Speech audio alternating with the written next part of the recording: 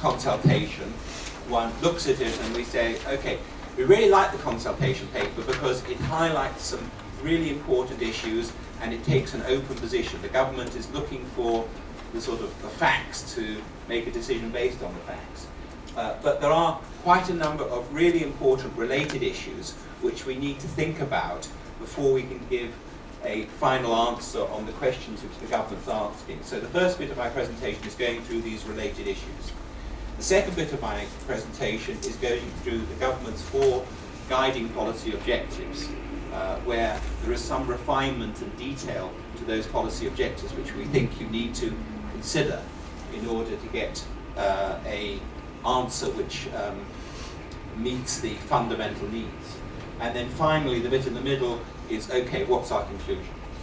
So, the government's consultation paper, I'm not going to go through it.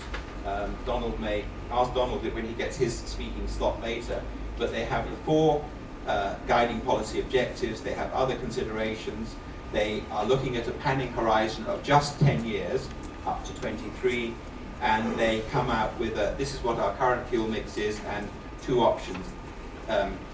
Replace 30% of our current coal burn by importing from China as option 1, and option 2 is to basically increase gas. In the paper that we sent out, I am very grateful for Dr. T.W. Tso for providing some really good slides which show the current position in Hong Kong and some of these details, and those are attached to the document that's been circulated. So, to put what we're going to talk about today in context, I just want to spend 2 minutes talking about what the European Union's been doing. This is from their roadmap for moving to a competitive low-carbon economy in 2050.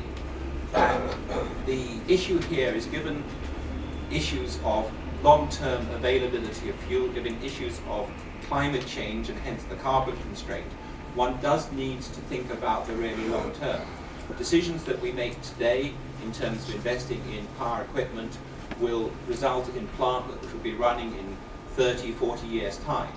And if we are to be going in this direction which the Europeans are doing, or say they're going to do, and which the IPCC says is needed, we need to be talking about massive decarbonisation. The European target for 2050 is to reduce their carbon intensity of the overall economy by somewhere between 80 and 95%, and that means getting, they reckon, electricity generation reduced by somewhere between 93 and 99%. We're basically totally decarbonising electricity supply by 2050, and that is, to me, that's too difficult. It's an unbelievably difficult challenge. But what are they thinking about doing? Well, one of the things in terms of decarbonising the economy is to switch to electricity. If you have low carbon generated electricity and you're using it for your vehicles and for your heating water and cooking and so on, then that's a way of decarbonising the economy. So they're expecting the electricity to go up from 20% of the mix to 36% of the mix, or even 39% by 2050. Energy saving is a really important bit of this, the demand side management. Increasing the sources of low carbon electricity, and they want all of renewables, carbon capture storage, which is where you burn the fossil fuel but you could capture it, compress it into a liquid which is of similar consistency to crude oil, and you pump it underground. The UK is very keen at this because it's got these big offshore fields in the North Sea. And nuclear as remaining a very significant and important part of the mix. They're also talking, thank you. They're also talking about, is that better? Okay, my apologies. They're also talking about greater grid connectivity. They put out a directive to states to have at least, be connected to other states to at least 10% of their production capacity. And what's China doing? This is a document which China published on the 5th of November last year as part of their saying what they were doing when they were going to the Warsaw Climate Conference. And if you go through it, they basically tick all the same boxes as the European Union in terms of what they're saying they're going to do. They're going massively into renewables, they're doing a lot of nuclear, they're saying that they're definitely going to do carbon capture and storage. So, to run through the related issues, the bit on the left. The first one is demand-side management. Now, the government in different forums has said that they are about to publish a paper on demand-side management, and we very much look forward to that.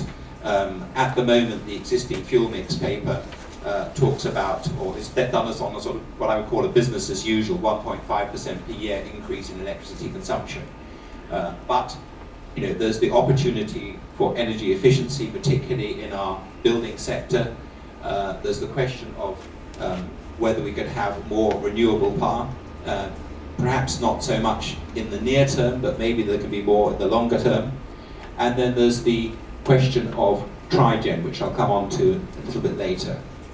How much we get obviously depends on the cost. Are we willing to plaster the Kowloon range of hills with solar panels? That would help in terms of the amount of space that's available, but it would change the appearance of the Kowloon Peninsula. Maybe the Pat Sin range is better, I don't know. But these are issues where with a lot of these, there's no good choice. There's no, it's nice or from all aspects. The question is, which is the one that's least painful? The extent of demand-side management will depend very much on the regulations and the incentives that are put in place, and will also depend on the availability of natural gas piped around the town. Of course, going the other way, once we can see our way to having low carbon electricity, then having electric vehicles, moving away from burning town gas to cook and heat water at home to using electricity will help us with decarbonising. Another big important issue which the government has said it's working on, but we don't know when they're going to be producing a paper, is the change in, or the potential change in the scheme of control agreements for the power companies. At the moment, the existing agreement gives the government the option of telling the power companies sometime next year what the deal will be from 2018. And things which could impact this fuel mix question. One is the type of future generation. And it's not just the scheme of control agreements, it's also the rules the government puts on in terms of pollution emissions, the extent to which the power companies here are allowed to emit SOx, NOx and particulates. It's the rules which the government might put into the scheme of control agreements which provide additional incentive for demand-side management and energy conservation. And it's the rules which might impact the extent to which trigen gets used. And obviously, very importantly, the issues of grid connectivity. One of the options that the government's got is to have grid connectivity to China. That would definitely be an impact on these arrangements. There's also the question of whether connecting the Hong Kong Electric and CLP grids, integrating them more, would be cost-benefit justified. With these issues, it's not just a physical thing, it's also how you operate the system once it's been connected. If it doesn't work, whose responsibility is it? At the moment, if there's a power cut in Kowloon, we know who to blame. In the future, if everything's connected and the system goes down, who is to blame? And having clear accountability is a key part of reliability. Moving on, the carbon emissions. So China has said that it's going to announce its contribution Q1 next year, and when I went to a forum which KS spoke a few months ago, he was saying Hong Kong would be doing the same. So there's a really important issue there as to what Hong Kong's commitment will be. China hasn't said what period it's going to do the next commitment for. Is it just 5 years up to 2050? They've already got to 2020. Are they going to do the next one to 25? Or are they going to be like the Europeans and do a number up to 2030? And when you're looking at all these things, how do you make good decisions? Carbon emissions have a significant cost on the environment. And how can we build that cost into the decisions we make? One thing would be to just have a straight carbon price, but there are all sorts of issues with that. You know, if we go and put a carbon price on electricity and the MTR fares go up, some members of the public will not be happy. In fact, probably a lot of members of the public will not be happy. But one thing that one can do is to have a shadow carbon price, which is a number you put into your calculation. So when you're looking at the relative merits of burning gas versus, say, renewable energy, you do that equation, including what the cost of carbon would be at the shadow price, get your answer, and then you make the decision accordingly. You don't actually use the price for real, but it impacts which way you allow the infrastructure to go. So, low carbon electricity. What scope do we have? We're told, and we know, it's cloudy here a lot of the time. We don't have a very good solar source for PV. But the PV technology is improving and has therefore perhaps significant long-term potential. So that's one where my understanding is in the 10-year period which the current consultation is looking at, it's not significant, but for the longer term it could be, and we should be taking that into account in our planning. Wind. Have people come along and say, look, why don't we go and build these wind farms that HEC and CLP have proposed? It would only increase the average cost of electricity by a very small amount. Well, yes, if it's only 0.5% or something of our supply, even though it costs 3 times as much per kilowatt hour, it doesn't increase the average very much. But you know, that 3 times as much, it's a lot of money. It's $10 billion to put into the capital costs. Are there better ways in which we could spend that money? And that needs to be explained carefully. Carbon capture and storage. This is something which is not viable at the moment, but is being studied and is very much on the roadmaps both for Europe and for China. The graph that I put, or the chart that I put up there, is one that comes from a study which is being done, or was done in Guangdong last year, as to where they would pump CO2 if they captured it and stored it. And what it shows, and I'm afraid it's too small for most of you to see, is that offshore from the coast, the South China coast, there are these big saline aquifers, and there are also some depleted oil and gas fields where the carbon could be pumped. And there are very concrete plans for moving ahead and doing this. And the United Kingdom and Guangdong authorities have been sharing knowledge and expertise on this, because they both see themselves as being in a position of having advantage. If you go and pump carbon dioxide underground a city, then the people living in that city sort of worry about it. If you go and pump it underground on the sea, then you don't have that issue. Nuclear. Nuclear, from a carbon point of view, is a wonderful story. Then you have Fukushima happen, and people have really big concerns. The United Nations report, which came out last month looking at the health impacts of Fukushima, showed it to be very minimal. Nobody has died from radiation yet. A very small number have had moderate doses, which are a concern.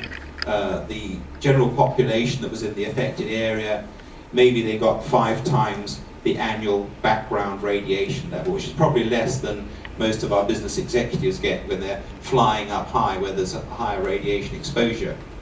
So the thing that did come out, though, from Fukushima was that the Japanese governance was bad. When they saw there was a risk, rather than taking action, they said, no, if we take that action, then we'll get people worried. So we'll do nothing, we'll live with the risk. And the thing that is a concern here in Hong Kong is how good is the governance going to be in China? The sort of impression is that sometimes in China, when officials have a problem, they prefer not to talk about it. And one of the reasons I'm really happy that Hong Kong has an investment in Daya Bay is that gives us a seat at the table in terms of the governance of that plant. I would like to see Hong Kong have a seat at the table in terms of the governance of nuclear in Guangdong province generally, so that if there are problems, there is a little bit more of a mechanism that makes sure that people face up and open up to the problem, rather than sort of, let's leave that risk on one side, it's only a low probability risk. And in the future, what will the relative price be of electricity from nuclear versus electricity from fossil fuels? We've got definitely constraints coming up on fossil fuel supply and on carbon emissions. So whilst nuclear may not be cheaper today, we may find that in the future it becomes the low-cost option. Natural gas. If, under both the government's proposals, we're going to be burning a lot more gas, should we have our own LNG terminal, or should we have some deal with a mainland Chinese LNG terminal whereby a certain amount of the capacity of that terminal is ours, we pay the overhead cost. We can go and buy gas anywhere we like in the world and pump it through that terminal. I think that's a question which should be carefully considered. And town gas. Town gas was invented because that's the way, that's what you got when you heated up coal to produce gas to pump around towns. And so it's very much a legacy system. We moved to naphtha, we now have most of our town gas coming from natural gas. So we have this big plant up at Taipo which takes natural gas. I think 55% of the supply in 2015 was natural gas. And it breaks it down. It produces about 300,000 tons of carbon dioxide which goes up into the atmosphere. So that's adding to Hong Kong's carbon footprint. And it's reducing the energy content of the fuel, and then it pipes it around town. There were questions asked in LegCo in 2005, why don't we change from town gas to natural gas in terms of what we supply to households? I mean, a lot of other countries in the world have made that switch. And there were some answers which seem a little bit vague about the cost of changing the customer infrastructure compared to other issues. I think that's an issue which we should think about very carefully now. It would reduce our carbon footprint, and it would put us in a position where if Trigen is sensible, so Trigen is where, for instance, say take Queen Mary Hospital. Queen Mary Hospital needs electricity, it needs heating, and it needs cooling. If you burn the gas in a Trigen unit, you can generate the electricity, what is the waste heat, which would be dumped from a central power station. You can use to do the heating for steam and water for the hospital, and also some of that heat you can use through an absorption chiller to create the cold liquid which does some of the air conditioning. And you get much higher percentage of the chemical energy from the natural gas being usefully used than you do if you use it in a central power station. Against that, there are other issues in terms of grid balancing and all the rest. So the answer's not simple, but it's one there where we haven't really looked at it very carefully as far as Hong Kong's concerned. And the other thing that you can do with natural gas is to run trucks and buses, and that would help with our local air pollution. Final item, when do we replace our existing units? If we are going to keep coal, a percentage of coal long term so that it's available should there be a problem such as Europe's facing with Ukraine and natural gas.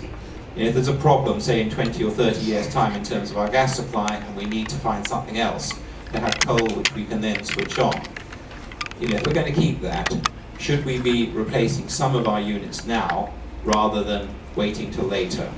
And also, if we see carbon capture and storage as being viable in the longer term, anything that we do in terms of replacing either coal or putting in new gas units, we should be thinking about how they can be adapted for use with capture and storage later, because we're going to need it if we're going to meet the sort of 2050 decarbonisation targets that the world's talking about. Moving on, how am I doing for time, Michelle? You have 5 minutes. Right, this is going to go quickly. Safety is number one. If it's not safe, we're not really interested in the other objectives. So safety is number one, and I think we don't need to say more. On reliability, reliability breaks into two bits. The current reliability, i.e. the situation as we have this month in Hong Kong, how reliable is our electricity supply? And then there's the long-term reliability. Let's go into that. So, the reliability, as people have been trying to explain to me, a gas unit you can power up very quickly.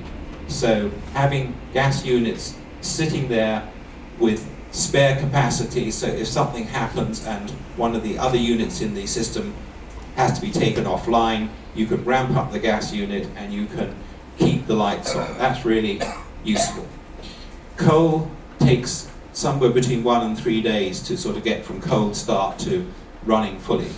So it doesn't keep the lights on, but it does mean that if something terrible happens, you can get the lights back on into 1 to 3 days. So having coal as backup is good from that point of view, but it's not good from stopping the short-term power cuts. If we go for 30% from China's southern grid, and we're going to be keeping, enough capacity to provide reliability, I mean, we can do that, but there's a cost. The longer term bit, the papers which the European Union has just done, has just gone online, looking very hard at what their situation is likely to be over the next 12 months or so, given all the problems in Ukraine and the possibility that the gas supply from Russia, which covers about 30% of their gas needs, gets cut off or gets reduced. And this sort of issue is not a problem today, but what happens in 20 or 30 years' time? What if there was a major disruption or problem in Central Asia, which meant that gas coming in from Kazakhstan and Russia to China got restricted? How would that impact us? And that's something which we do need to think about when we're making the decisions on future infrastructure. Oops. Affordability. So there are 3 aspects to affordability. The first is looking after people for whom paying the bill each month is an issue. So we do have low-income households. Looking after them is important. We also have some businesses which use energy as an important bit of their business, and they're internationally competitive. The easy example is data centers. They burn a lot of electricity. You can have the data center here in Hong Kong or in Manila or wherever. And where do you want to put your data center? Well, you want a reliable power supply. Yeah, it's important for a data center. You also, the affordability of the electricity is an important issue. So we need to think about that. For the rest of the users, which is the vast majority of the users, the fact that we want it to be affordable for the special ones doesn't mean that the rest of the users shouldn't pay the external costs of carbon emissions, of air pollution. Really, we should be working out what those shadow costs are and putting it into the electricity price, so we get people making sensible decisions on their energy consumption, and we cut down the amount of cost to the economy of carbon and air pollution. And Hong Kong's competitive position.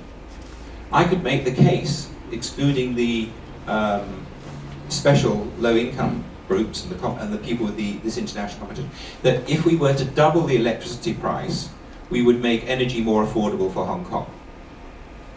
If the government were to do a revenue-neutral tax switch, so let's have less tax on property, and let's have a value-added tax on energy. So it's not just on electricity, but also on gas and other energy. Then, if energy is more expensive, you are more efficient in the way you use it, and the amount that the Hong Kong economy has to earn to pay for that energy reduces. If you go into and we'll circulate the link afterwards, if you go into the work the Union's doing, they're not just thinking about the security, they're also thinking about what's their future fuel bill going to be and how they're going to pay for it. We need to do the same, I think. Air pollution.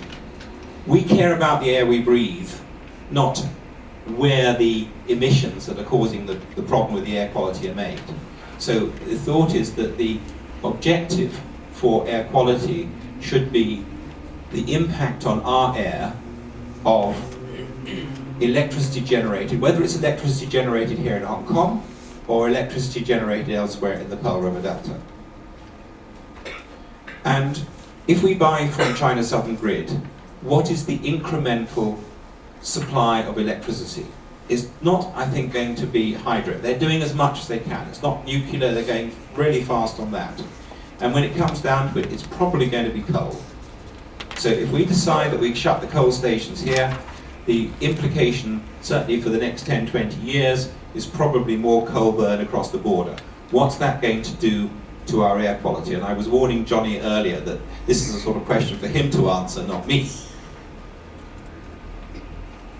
And the government has been working on this. They have got Action Blue Sky, where they have teamed up with the authorities across the border, and there's this area which is shown on the map where they have got good sharing of data in terms of the emissions of SOx, NOx and particulates into the atmosphere and the related air quality. And this is the 2013 report that they've published, and you can see from different stations in mainland China and in Hong Kong. The ones in Hong Kong I've put a red box around. How much of the time is the air quality good, which is basically the blue on the left, ranging to the far right where it's really bad, through 5 different categories. So that's what we should be looking at and thinking about when we're deciding the environmental performance of electricity generated for Hong Kong. And on that score, in terms of that whole catchment area, back in 2010, our power stations were 3.3% of the emissions of SOx, 2.7 of NOx, and 0.2 of particulates. Now, their impact in Hong Kong is greater than those percentages because they're right sort of here rather than elsewhere in the economic zone. But this is suggesting that maybe this is not such an enormous issue as it has been in the past. An awful lot has been done to improve the emissions from our power stations. Maybe we're reaching the point where other things should be a priority. Carbon emissions. Per the UN reporting rules, and this is the number that's in the government consultation document, it's the emissions from Hong Kong that matter. You report the carbon emissions from burning fuel in Hong Kong. You do not report the carbon content of the electricity which you import. So, if we close down power stations in Hong Kong and we import from China, our emissions reported to the UN reduce, tick the box. We've done the right thing per the UNFCCC reporting. But in terms of the substance, of course, China's emissions will have gone up. And should we be moving a power station across the border just in order to get this accounting number look good? I think that our objective should be the carbon content both of our own burn and of the net imported electricity. So I would suggest that that's something which we should be doing, and it's obviously a conversation that would have to be had with the central authorities, because in terms of the UN reporting, they would need to do an equal and opposite number. And I can't see anybody else objecting if China was to decide to do this. So, moving on to the conclusions. If you take the sheet that you've got and the back page from the back page of the diagram, you've got a sheet of type, and that has exactly this, or almost exactly the same words as are on these next 2 slides. So, what are we saying? We're saying grid purchase, integration with China's southern grid definitely provides advantages, as the government says, so it's a good thing.